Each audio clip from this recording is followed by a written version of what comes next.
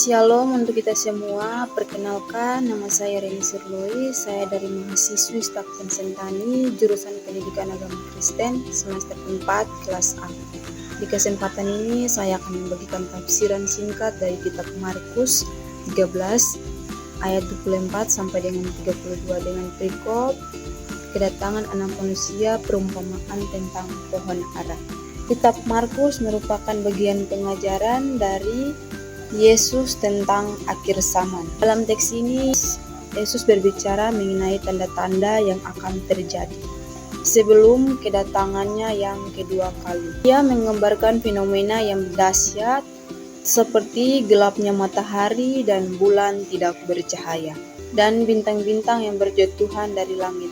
Selain itu, Yesus juga menekankan pentingnya kewaspadaan tentang kedatangannya yang tidak dapat diprediksi oleh manusia. Istilah-istilah yang terdapat dalam teks ini seperti matahari akan menjadi gelap dan bulan tidak akan bercahaya.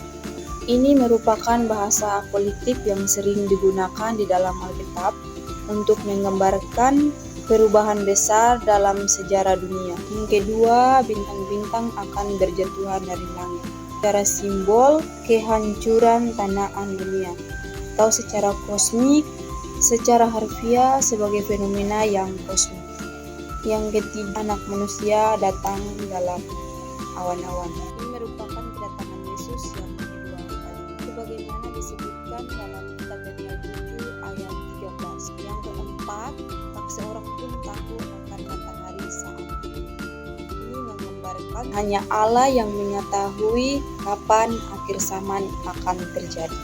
Teks ini sulit dipahami karena menggunakan bahasa simbolik dan apolitik yang berbeda dari bahasa literal lainnya. Dalam konteks teks bahasa asli, teks ini ditulis dalam bahasa Yunani Koine Mediterania pada abad pertama. Istilah anak manusia berasal dari bahasa Ibrani Aram yang digunakan dalam kitab Daniel, menunjukkan kaitannya nubuat dengan Mesianis. Secara konteks sosial, pada waktu itu masyarakat Yahudi hidup dalam penindasan Romawi, dan banyak yang berharap kedatangan Mesias untuk membebaskan dari politis. Secara konteks budaya, bahasa apolitik yang digunakan dalam teks ini sesuai dengan tradisi Yahudi yang memakai simbolisme kosmik untuk menggambarkan perubahan besar dalam sejarah keselamatan. Secara konteks politik, Kekaisaran Romawi menguasai wilayah Palestina dan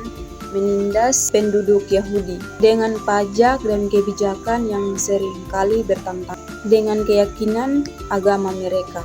Secara konteks ekonomi, kondisi ekonomi yang sangat sulit bagi orang Yahudi. Keyakinan terkonsentrasi di tangan segelintir orang, sementara mayoritas hidup dalam kesulitan akibat pajak yang tinggi dan sistem ajaran yang tidak adil.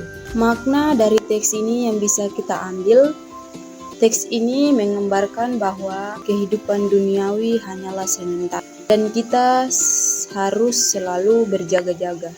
Di dalam kelompok bagi komunitas Kristen, teks ini menjadi panggilan untuk hidup dalam iman dan tidak terpengaruh oleh kepastian duniawi.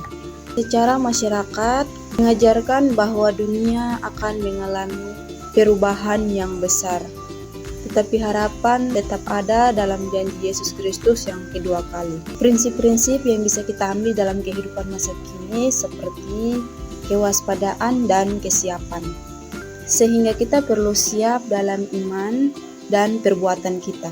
Yang kedua, ketergantungan kepada Allah. Manusia tidak dapat mengendalikan masa depan, tapi tetap mempercayakan kehidupan kepada Tuhan. Yang ketiga, pengharapan dalam Kristus. Dalam dunia yang penuh ketidakpastian, janji kedatangan Kristus merupakan sumber pengharapan yang sejati. Yang keempat, kesadaran akan kefanaan dunia.